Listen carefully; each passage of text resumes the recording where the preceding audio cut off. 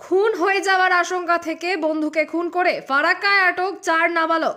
মুর্শিদাবাদের ফারাক্কাতে পাপাই ঘোষ খুনের ঘটনায় এবার আরও চাঞ্চল্যকর তথ্য সামনে এলো। গত সোমবার সন্ধে ফারাক্কা ঘোড়াইপাড়া এবং নিশিন্দ্রা নৌকাঘাটের মাঝে 8 নম্বর ব্লকের ফিডার ক্যানেলের ধারে একটি ঝোপের মধ্য থেকে উদ্ধার হয় পাপাই ঘোষের ক্ষতবিক্ষত দেহ। খুনের ঘটনায় যুক্ত থাকার অভিযোগে বুধবার দিনভর তার 4 নাবালক বন্ধুকে জেরা করার পর রাতে তাদেরকে আটক করেছে ফারাক্কা থানার পুলিশ।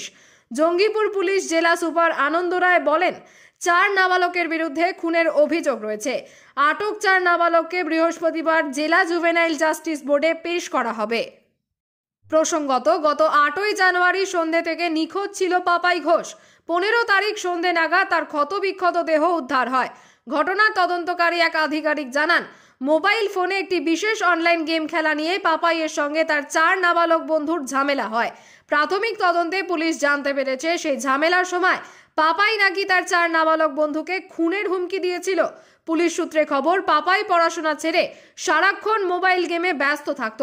পুলিশের এক তদন্তকারী অফিসার বলেন, গত 8ই জানুয়ারি মীমাংসা করার নাম করে পাপাইয়ের 4 বন্ধু তাকে ফিডার ক্যানেলের ধারে একটি নির্জন স্থানে ডাকে। পাপাই সেখানে গেলে নাবালক বন্ধুদের সঙ্গে মদ খাওয়ার পর ফের এক প্রচুর ঝগড়া হয়। সেই সময় এক নাবালক নিম গাছের ডাল দিয়ে পাপাইয়ের মাথায় মারে। আঘাত পেয়ে পাপাই পড়ে যাওয়ার পর আরও 3 বন্ধু সেখানে হাজির হয়।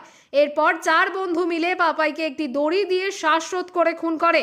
এরপর ব্লেড ও হাসুয়া দিয়ে পাপাইয়ের গলার নলি কেটে দেওয়া হয়। প্রমাণ লোপাট করার জন্য দেহটি পুড়িয়ে দেয় 4 জন।